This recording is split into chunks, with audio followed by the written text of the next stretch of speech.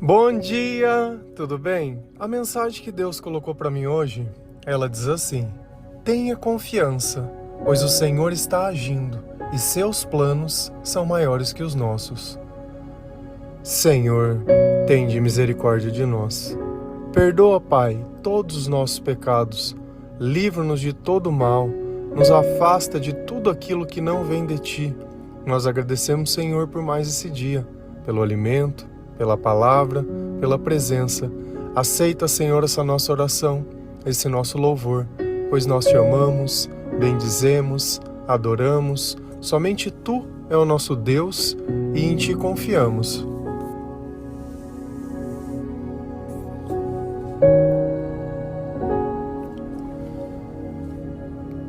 Talvez você esteja esperando que alguém faça alguma coisa. E talvez porque você tem essa esperança, porque você faria exatamente isso que você espera. Mas aqui nós temos um problema. Sabe qual é? Se você é uma pessoa que acredita em Deus, uma pessoa que teme ao Senhor, uma pessoa que coloca Jesus e a palavra de Deus em primeiro lugar da sua vida, você vai ter comportamentos totalmente diferentes das pessoas que talvez você esteja esperando alguma coisa. Então, nós não devemos medir os outros com a régua que nós temos para nós mesmos. Por quê? Porque no fim você vai acabar se frustrando. Por mais que você tenha razão, por mais que isso seja o certo a acontecer, se a pessoa não tiver Jesus dentro do coração, ela não vai fazer o bem que você acha que mereceria. Então, nós fazemos o bem não porque vão nos dar algo em troca, ou muito menos porque alguém vai reconhecer. Porque se você quiser morrer frustrado e amargurado, fique esperando reconhecimento e gratidão das pessoas. E por mais que você tenha razão, ou que seja o óbvio, tem certas coisas que estão além de nós mesmos. Ninguém escolhe ser triste, ninguém escolhe ser ganancioso, ninguém escolhe ser invejoso. Todos esses sentimentos são provas da ausência de Deus. E quando nós não temos a sabedoria de Deus, parece que o tempo se torna um castigo. Então nós ficamos olhando as coisas, imaginando as coisas, e no fim parece que tudo sai sempre o contrário das coisas que nós gostaríamos. E parece que Deus, Ele só está observando, que Ele não liga para os injustos, que Ele não liga e não castiga os maus, e tá aí, nós estamos simplesmente dia após dia vivendo muitas vezes sem motivos. Mas e os planos? E os sonhos? Quando eles foram feitos? Como eles foram feitos? O Senhor participou? Você tinha a sabedoria que você tinha hoje? Já tinha acontecido na sua vida as coisas que aconteceram hoje? Então é complicado, porque no passado nós construímos planos e sonhos e fizemos escolhas que nem sempre elas estão baseadas nas coisas que nós acreditamos hoje. E os nossos sonhos vão se modificando conforme Deus ele entra dentro da nossa vida. Na verdade, já não são mais os nossos sonhos, são os sonhos de Deus. E pra gente tanto faz o que vai acontecer, sendo que aconteça o que for da vontade de Deus. Se a gente vai lá em 2 Pedro 3, versículo 8 e 9, a palavra do Senhor, ela diz assim: não se esqueçam disto, amados. Para o Senhor, um dia é como 1000 anos, e 1000 anos é como um dia. O Senhor não demora em cumprir a sua promessa, como julgam alguns. Ao contrário, Ele é paciente com vocês, não querendo que ninguém pereça, mas que todos cheguem ao arrependimento. Então nós podemos entender que o tempo para Deus, ele é inexistente. Um dia como 1000 anos, 1000 anos como um dia. Por isso que o milagre ele pode acontecer instantaneamente na nossa vida.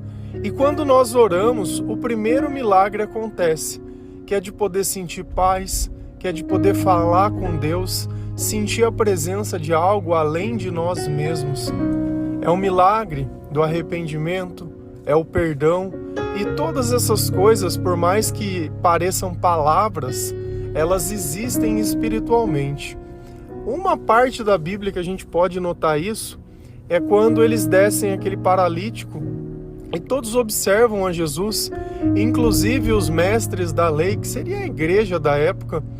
E Jesus, vendo aquele homem, diz a ele: olha, os seus pecados estão perdoados. Então, para nós que não temos poder nenhum, nós que somos feitos de pó, é muito mais fácil olhar para uma pessoa enferma e dizer para ela: os seus pecados estão perdoados. Mas será que isso teria algum benefício, alguma serventia na vida dessa pessoa? Nenhuma. Porque o único que pode perdoar pecados é o Senhor. Porém, nós precisamos desse perdão espiritual, e quando é Deus que nos perdoa, nós percebemos. E vendo todo mundo que ele tinha dito isso, as pessoas da igreja olharam para ele dizendo: nossa, mas quem que essa pessoa ela pensa que é para poder dizer essas coisas para essa pessoa? E aí Jesus diz para ele: então eu vou provar para vocês que eu posso perdoar pecado. E aí ele diz para o paralítico: pega a tua cama e anda. E ele anda. Então, para nós, às vezes, como nós estamos limitados ao nosso conhecimento e às nossas capacidades, é difícil entender a graça do perdão, porque às vezes são só palavras. Só que essas palavras, elas têm o poder de mudar o nosso coração, de tirar aquela tribulação da nossa alma, aquela angústia, aquela ansiedade e tudo aquilo de ruim que acompanha a nossa vida quando nós vivemos longe de Deus. Então nós buscamos a presença de Deus como o ar que respiramos, como o alimento que precisamos todos os dias, para que dentro de nós esses sentimentos ruins, eles não possam se manifestar. E todos os dias nós pedimos perdão para Deus, porque todos os dias nós pecamos, todos os dias nós transgredimos a lei, todos os dias nós permitimos que o mal use da nossa boca, dos nossos pensamentos e da nossa crença, para que nós acabamos entregando para Deus aquilo que Ele não mereceria. Ao invés da confiança, nós acabamos julgando. E é interessante quando Pedro ele fala que o Senhor não demora para cumprir suas promessas, como julgam alguns. E no fundo, o que é o julgamento? O julgamento não é um pensamento, uma ideia, uma crença. E às vezes a gente acha que julgar é simplesmente ficar imaginando o que a pessoa está fazendo ou atribuindo culpa a ela. Não, julgamento também é uma crença, é um pensamento. Então, aqueles que não têm uma vida plena no Senhor, eles imaginam que Deus ele demora para fazer. Mas Deus não está demorando. Deus ele está agindo e no tempo certo. O problema é que quando nós vivemos longe de Deus, nós não conseguimos entender esse tempo. E esses 1000 anos parecem que não vão passar nunca, mas dentro de nós o tempo se torna irrelevante, porque nós começamos a gastar tempo de uma forma totalmente diferente do que nós gastávamos no passado. Antes nós vivíamos buscando apenas os nossos interesses.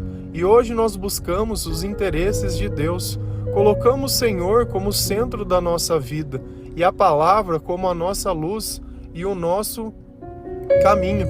Então nós conseguimos entender muito bem que Deus ele não demora, que o tempo que nós passamos é justamente para melhorar ainda mais a relação que nós temos com Deus.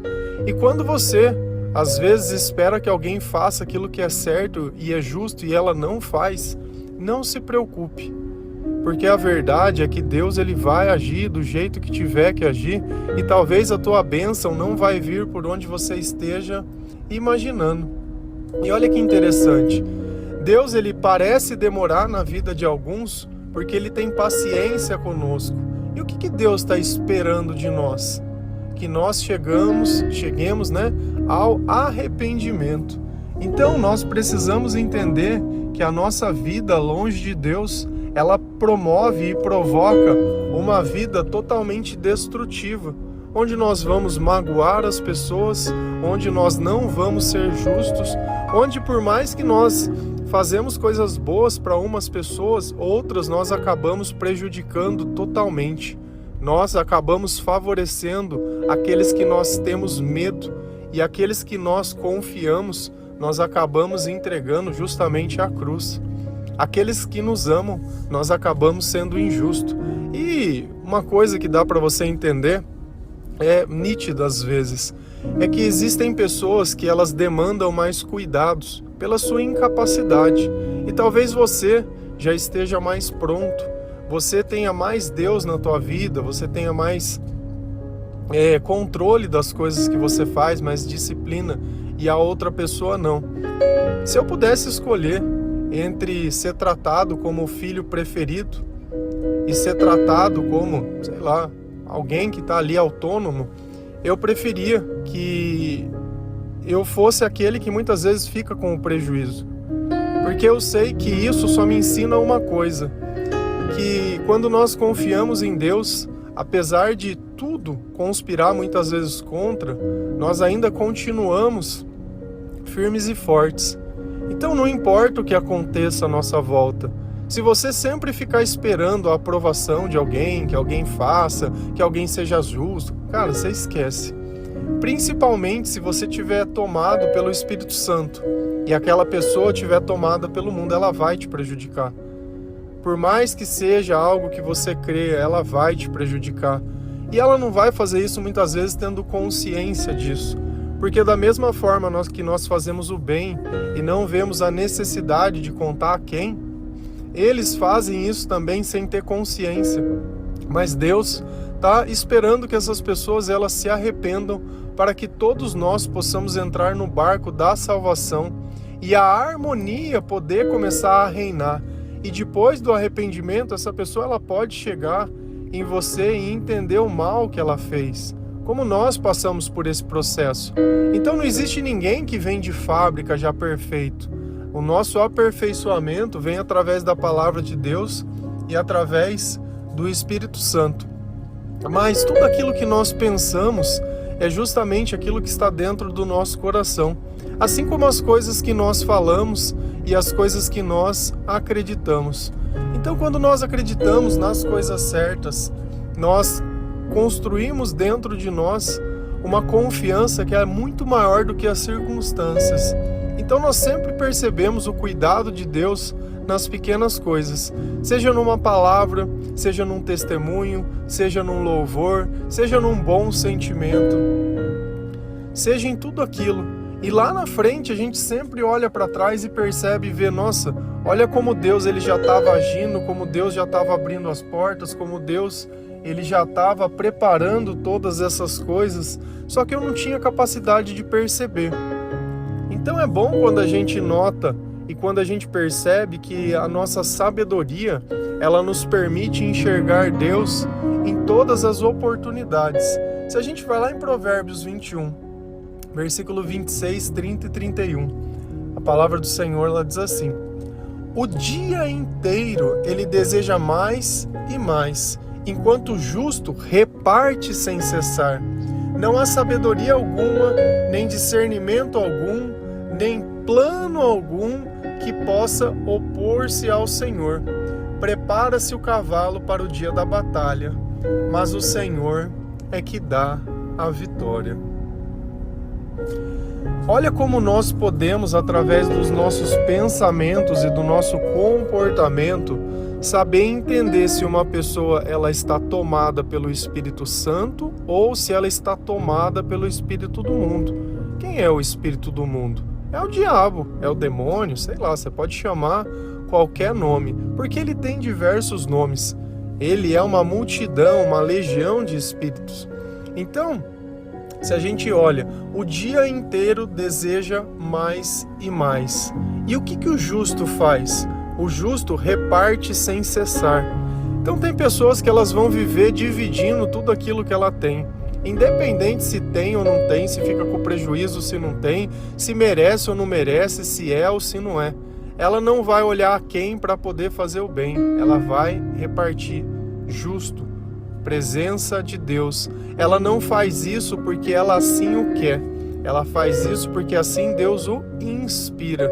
E quanto mais ela faz, mais essa pessoa tem. Diferente daqueles que vão viver longe da graça de Deus, que o dia inteiro eles só pensam em quê? Em mais, e não sai disso. A vida deles é sempre isso. Parece que quanto mais dinheiro tiver no banco, não sei, algum tipo de poder ou algum tipo de coisa, mas e dentro do coração? E dentro da vida dessa pessoa?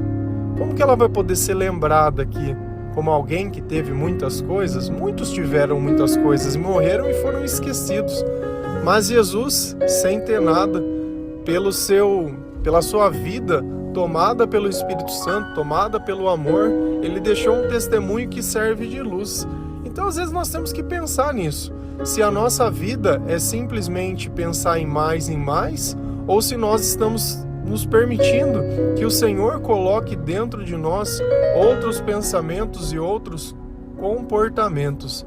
Não há sabedoria, nem plano algum que possa se opor-se ao Senhor. Então olha que interessante, como que nós falamos que adquirimos sabedoria? Através da palavra de Deus. Então quando a sabedoria vem de Deus, ela não se opõe à palavra de Deus. Então tudo que nós pensamos está alinhado a todas as coisas que o Senhor nos ensina. E o discernimento também vem baseado na palavra de Deus. Então quando nós pensamos, quando nós tomamos uma decisão, ela vem baseado na palavra. Por quê?